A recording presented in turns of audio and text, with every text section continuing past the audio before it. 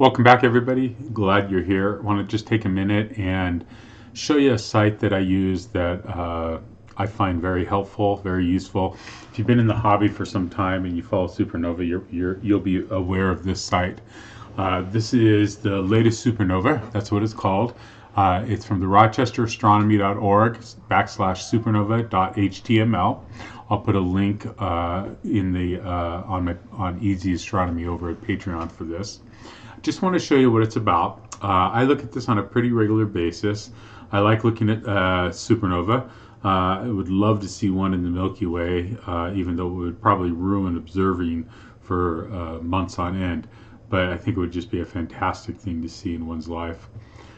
This one allows you to see them both within the Milky Way and mainly right now, of course, outside the Milky Way. On this site, I'll just kind of go through it. You can see it here on the screen. Up here in the upper left, it has all active supernova over mag 17.0. So if it's brighter than 17.0, it's going to show up here. You can see right now we have a type 1A in NGC 4164.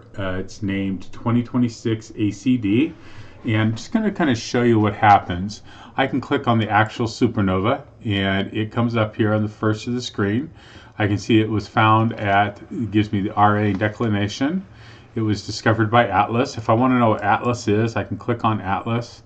Atlas will come over. It's the Asteroid Terrestrial Impact Last Alert System.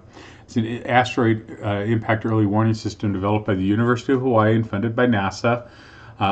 Consists of 4 telescopes, 2 in Hawaii, 1 in Chile, 1 in South Africa. And they automatically scan the whole sky several times every night, looking for every moving objects. It provides a warning time depending on the size of the asteroid and all that. So if you're interested in that, you can see for sure about this, but it also picks up supernova, which is what it's doing on the latest supernova here.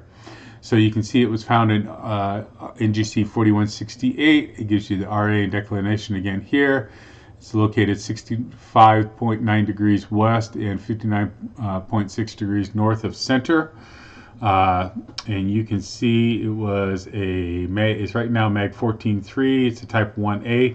And a type 1A supernova means that it's going to go bright really quick and then have a pretty quick fade off as well. We can click on the actual image, just so you know, and it actually shows you where it's at here. So here's NGC 4168. Here's 4165, NGC 4164, and the supernova is located right there on the image.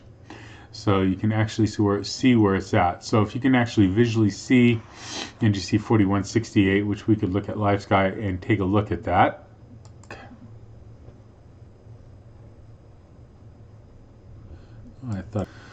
So I popped over to another tool. Since I pay for Sky Safari, the premium version, and with that comes Live Sky, I can use Live Sky. I could have brought Stellarium up as well, but I've brought Live Sky up, and you can see that right now NGC 4168 is well below the horizon here where I'm at in northern Utah, and it is located there. I can click on it, and I should be able to get some info on it right here.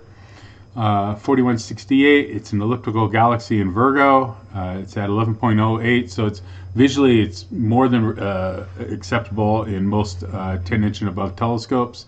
And you can see it rises here at 9:05 p.m. and will transit at 3:52. And anyway, all that information is there. So if I really wanted to, I could advance the clock here and take this up to, let's say, 23 and back out. And at that point, Virgo is rising now. The sun's up. Nope. Anyway, so we won't play with it.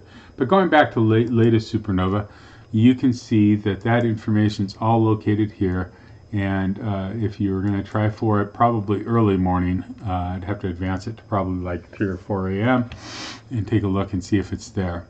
So I'm going to go back to the main page. You can see that this one is a LRN, so it's a long recurring nova, and it's up to 15.0. It was down in the 14s for a while, and we'll just click on it, and you can see it comes right here. And when you click on it, it will bring up other ones. Just know that it's the top one here. So if we locate here, you can see here's Andromeda. You can kind of see the dark lanes coming right up there in the upper right, looking at a core there. It's located right there. Kind of shows you where it's at. And at magnitude 15, that would be a stretch. I'd have to have dark skies and really good conditions for me to even try to pick that up.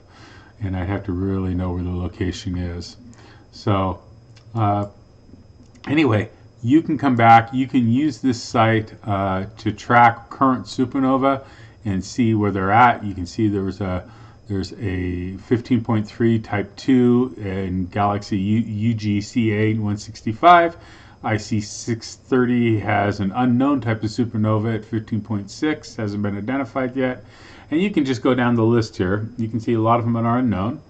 You can see that there's a little title up here.